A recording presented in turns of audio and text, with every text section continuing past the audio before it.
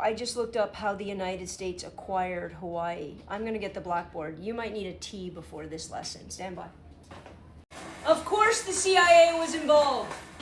Get your own pen. Here we go. Hawaii. Sometimes my writing is especially horrific.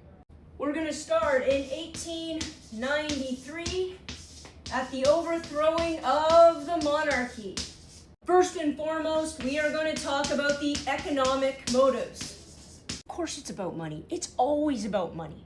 Here we go. At the end of the 19th century, American business owners owned all of the sugar plantations in Hawaii, and they were making tons of money.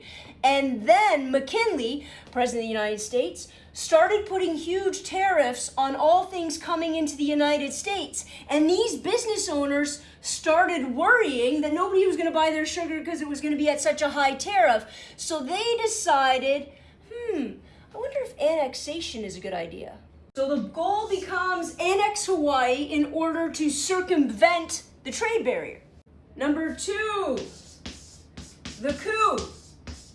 So in 1893, the Queen of Hawaii knew that this kind of shift of power was trying to happen. So what did she do? She tried to create a new constitution to solidify power for her country and to the people of that country. In response to that, a group of white business owners created something called the Committee for Safety.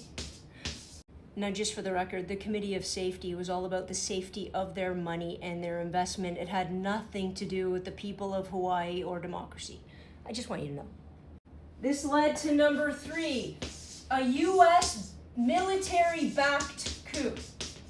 And this coup had U.S. Marines land in Hawaii under the pretense of protecting American citizens. Isn't that always the way?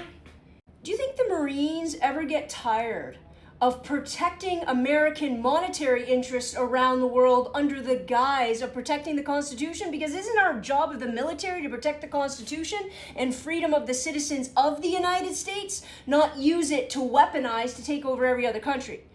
Just a thought. Protecting democracy does not extend past the borders of the United States, apparently. Don't say I never did anything for you. Now I have to wait for it to dry. Hate to be the bearer of bad news, but annexation.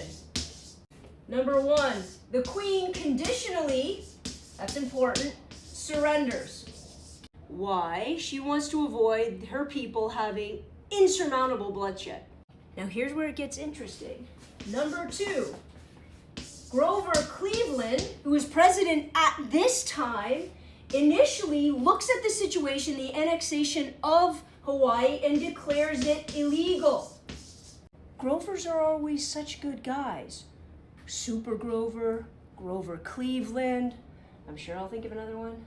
I hate to say this. However, Stanford Dole was the provisional governor of Hawaii, and he refused to step down and declared it annexed, declared it a part of the United States. Hawaii is now a republic. That was my best emperor. Did you like it? Another, however. Number 3, what else happened in 1898? The Spanish-American War.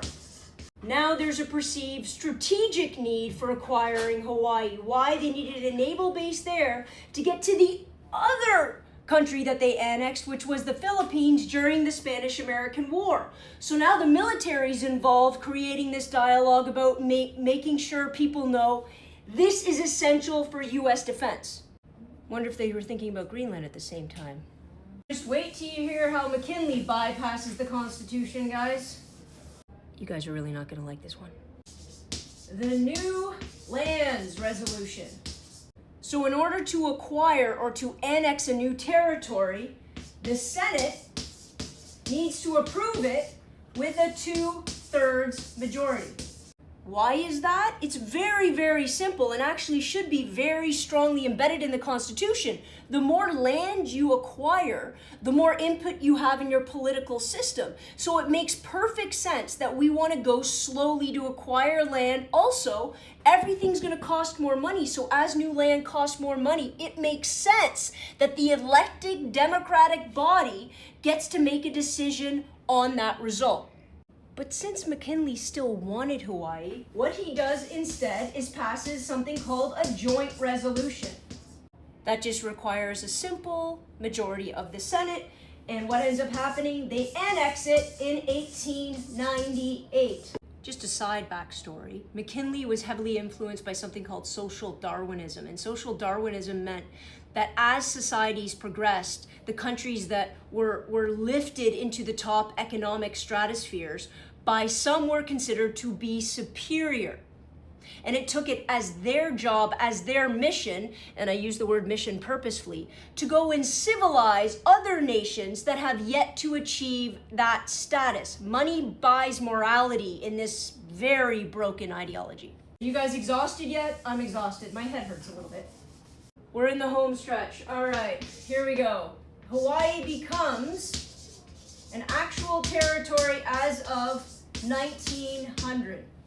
And it's not until 1959 that they actually acquire state status after having a referendum in Hawaii in which 93% of the population voted to join the United States as a state.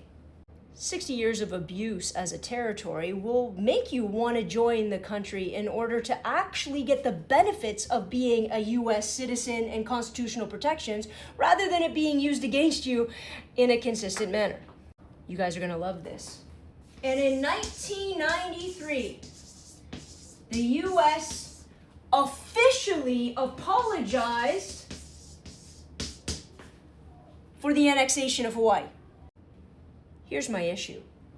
If they knew it was wrong, if they knew it was illegal, my issue isn't going back in time. We don't have a DeLorean or Michael J. Fox. My issue is this. Why does the United States government consistently replicate this particular strategy when dealing with the rest of the world? My issue is the apology doesn't mean anything if you keep employing the same tactics. But I'm telling you right now, your chickens are coming home to roost.